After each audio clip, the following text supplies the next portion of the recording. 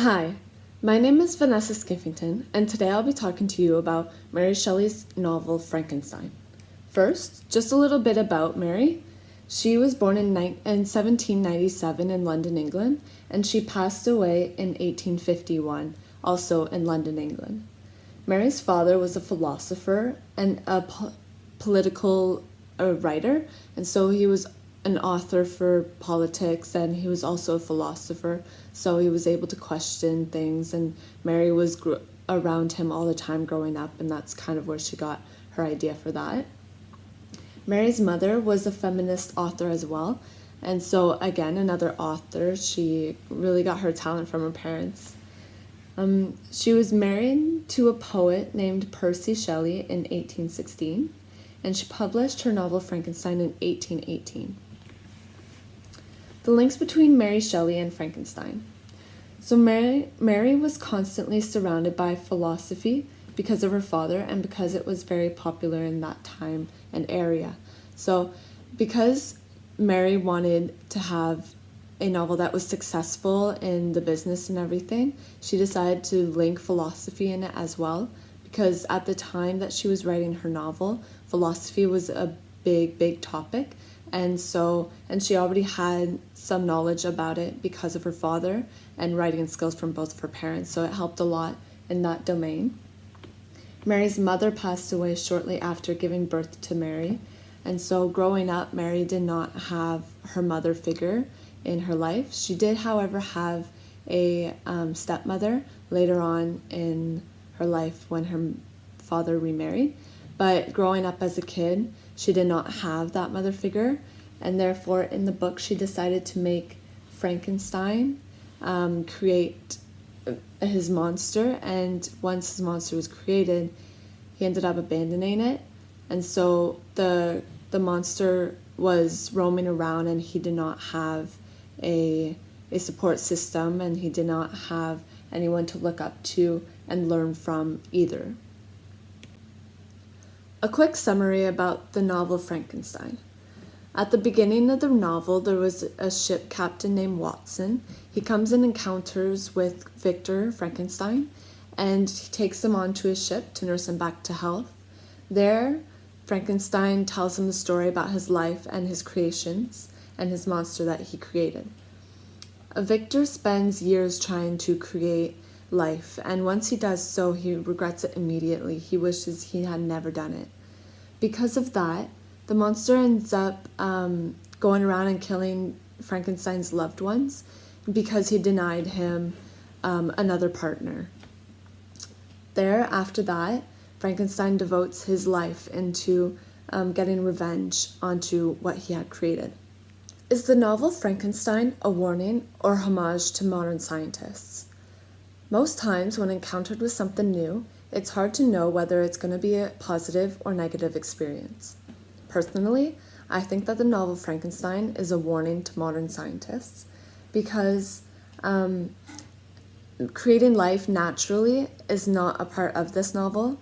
It's not natural, it's not right, in my opinion, and it takes a lot of responsibility, which I think most scientists will overlook in the excitement of creating something new. And lastly, because of the warnings and resemblance of Prometheus and Frankenstein, I believe that it's how it couldn't be foreseen how much time that the monster took from him. The natural way of life. Life is interesting because it could be created and given to someone just as fast as it could be destroyed and taken from them. It's the way it works, and we do not tamper with it. Although, in the novel Frankenstein, Dr. Victor Frankenstein became obsessed with the idea that he could create life. With that, he decided to not rest until he succeeded. No matter how many times he failed, he always brought himself back up and found hope in himself to achieve his goal, no matter how long it took. Saying that, it did take him many years to accomplish this after all his studies and research and then experiments. That time took away from his family and friends and loved ones. He did not return home for many years because he was so obsessed with finishing this discovery. In the end, Once he did succeed, he quickly realized that he regretted the whole thing, and it's kind of a waste of time, all that studying and all that hard work and devotion towards that, and ended up not liking his creation in the end. Responsibilities. In the novel, Victor Frankenstein was very determined into creating his creature. He did not put much thought into the aftermath of it all and the responsibilities that would come with it.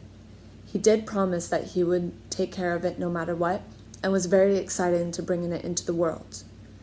Once that did happen, Victor Frankenstein immediately got scared of what he had created and dropped those promises. He decided to abandon his creature because he did not know what to do with it.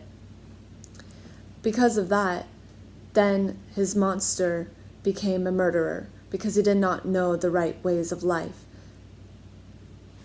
In this picture, I don't know if you could read it, but it says, "Responsibility leads to great success."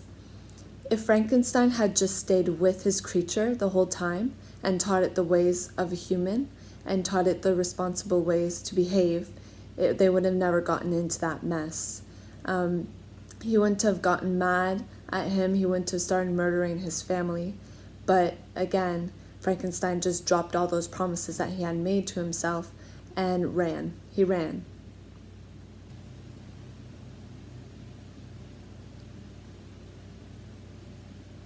The warnings between Frankenstein and Prometheus. The novel Frankenstein and the tale Prometheus are two very similar stories, in which there is a creator who has created something new and was then punished for doing so.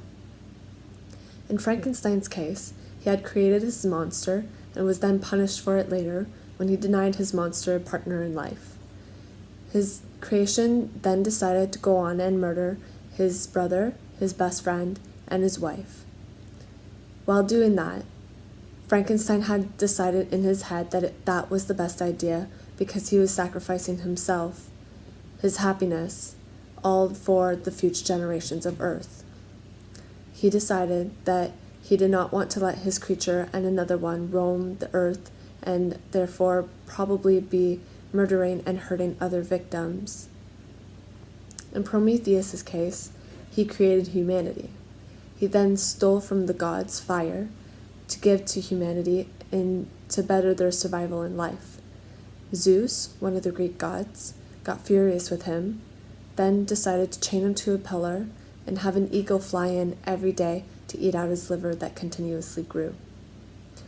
These further my point in the fact that Frankenstein doing his creation was a waste of time. If Frankenstein would have known in the beginning that all of these events would have occurred, he wouldn't have lost his brother or his best friend or his wife and would have had a lot more time to spend with them as well.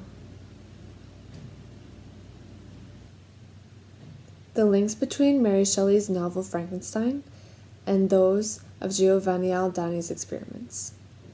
Giovanni Aldani is the scientist whom Mary Shelley based her character Victor Frankenstein off of, and he's also the nephew of world-renowned scientist Luigi Galvani. Giovanni Aldani based all of his theories off of his uncles. Luigi Galvani believed that with the help of electricity, he was able to use an electrical current to conduct the fluid that could connect to the nerves of the body, and therefore reverse the effects of death. This topic was a very hot topic in the late 1700s and the early 1800s, and so when the novel Frankenstein came out in 1818, people were automatically intrigued by it because it was something that was happening into the world right now. It was something that those people were interested in and had a direct link to already. The experiments and discoveries of Giovanni Aldani. Although, unlike his uncle Luigi Galvani, who used only frogs, or mainly frogs, to conduct his experiments on, Giovanni Aldani decided to go one step further and use larger animals, for example pigs or cows. Later on down the road, he decided to even start to conduct the experiments on a human body. George Foster was the very first human body whom Giovanni Aldani practiced on and who was not beheaded. With this, Giovanni Aldani hooked up a battery to his eyes, to his head, and within a few hours, some of George's body parts started to move. His face muscles started twitching. Some people said that it looked like he was starting to breathe. And right before the battery died, his left eye swung open. And people were kind of surprised about it. But in the moment, these were experiments that were being tested, mainly of curiosity. But because of these experiments, it led to today's knowledge of defibrillators, and it has helped the world see other things instead of back then where it was just for curiosity. It ended up being used for something very valuable and helpful in today's world right now.